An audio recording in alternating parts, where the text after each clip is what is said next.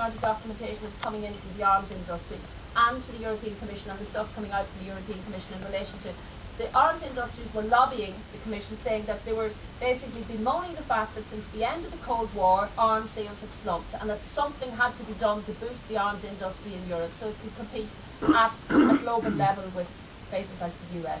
So all of this was basically to do with boosting the arms industry, making it more competitive, making it more able to actually make huge profit from its mercantile of debt, basically.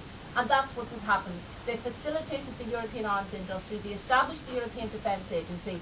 In Thessalonica at the EU summit, the Irish government signed up when the EDA, the European Defence Agency, was established. The Irish government signed up to that without asking the Irish people, without consulting the Dáil, without any public debate, and since that they still have not had one single Dáil debate, one Dáil discussion or one Dáil vote on the fact that they're cooperating with a European Defence Agency which was set up at the behest of the arms industry.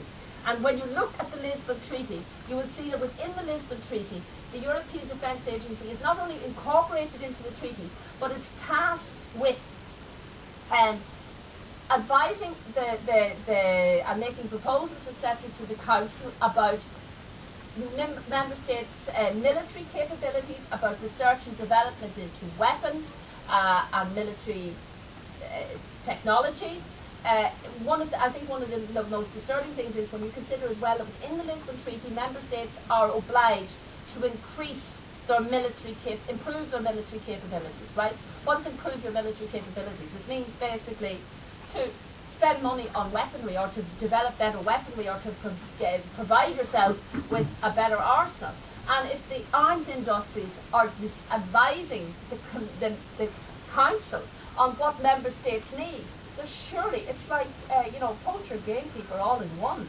It's really ridiculous to think that the arms industry has such a key role in the future European Union established by virtue of the Lisbon Treaty. And then you take on board the fact that Enterprise Ireland have attended a number of European Defence Agency meetings. We don't know what they were doing there, but clearly it seems to indicate that there are some people in this country who think that, well, one of the areas where there's huge potential is in the arms industry. That's where we're going to provide jobs for young people in the future, in providing technology and weaponry and things that are going to cause havoc and devastation all over the world. And Intel, as I said, are connected to the whole military-industrial complex. So, why are they? But, and then we're told that there's nothing in the Lisbon Treaty that is in any way connected to the word neutrality. But we're not just talking about neutrality, we're talking about the militarisation of Europe. And I'll probably just go on to the different aspects of the militarisation of Europe now because... Yeah, okay. Right. So just on the militarisation of Europe, one of the key things is, as I said, was the member states have to improve their military capabilities. There is a mutual defence clause in the treaty. There is a solidarity clause in the treaty. And both of those have actually got quite an alarming... when you look at the wording of them, they talk about basically member states coming to the assistance of other and the aid of other member states, even in relation to preventing a terrorist attack. Now that I think is very worrying. How do you know if a terrorist attack is going to take place? So we know that America went into Iraq and bombed the living daylights out of Iraq because they believed that they had weapons of mass destruction and they were going to do something with them. We now discover that so many women and children and innocent people died in Iraq because somebody thought they were going to carry out a terrorist attack. So is this the kind of thing that Ireland is going to have to get involved in the future, facilitating and coming to the aid of mad states like America or other states within the European Union who think that people are going to attack them, and we get involved in that and involved basically in the murder of innocent people? You also have no requirement whatsoever for this increased military opportunities for the European Union. You have no requirement whatever for a UN mandate. They talk about respecting the UN Charter, but they do not specifically require a UN mandate for any military mission. And respect for the UN Charter, Iraq, it was argued, was in line with respect for the UN Charter, but I think many people would actually challenge that belief. The other thing I just wanted to talk about was in relation to other aspects of the treaty, which one of the things I think, and there's a little booklet over there, which the People's Movement produced in relation to the Luxembourg judgments. I think the last time around, the Yes side thought that the Charter of Fundamental Rights was going to be the big selling point, because who would be against fundamental rights? But in actual fact, after close examination, it was made quite clear that the European Court of Justice and the powers that it's given with the Lisbon Treaty, and indeed its current judgments today, leave a lot to be desired. And many people have now realised that the European Court of Justice, which has for many years been confused with the European Court of Human Rights in Strasbourg, which is a different court. The European Court of Human Rights in Strasbourg is a human rights-based court. It's a UN court. The Court of Justice in Luxembourg is an EU court, which is not human rights-based. And as you can see from its judgments, it puts the interests of big business and the market ahead of the interests of workers.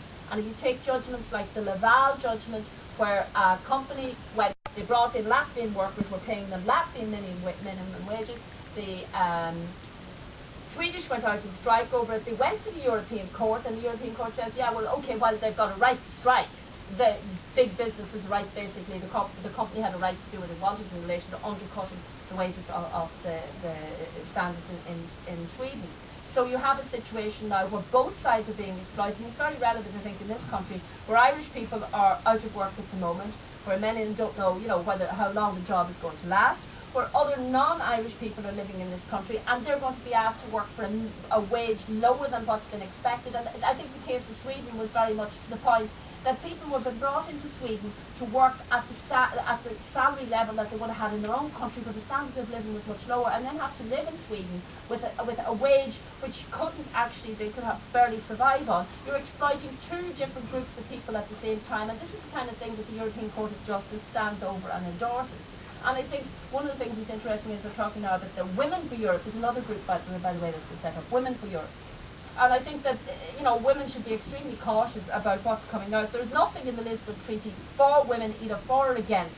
But one of the things I think is most alarming is the type of judgments coming out from the European Court of Justice, because as the current economic crisis continues, I think women are going to be the ones who are going to be the worst affected by the type of judgments coming out of the European Court of Justice. And yeah. All right, so I'm just going to slow down, maybe just ask for questions, and Richard should be here very soon, we think. There was just a couple of things I wanted to mention just before I finish, and one was the broadcasting legislation. This is again coming back to the whole issue of the lack of, I suppose, equality in this campaign. The broadcasting legislation has been amended because the government and the political establishment felt it was really a bad idea to give both sides of the argument equal time and equal airplay. So now you have a situation where outside the state broadcasters, they're not compelled to give equality to both sides, which I think is very alarming.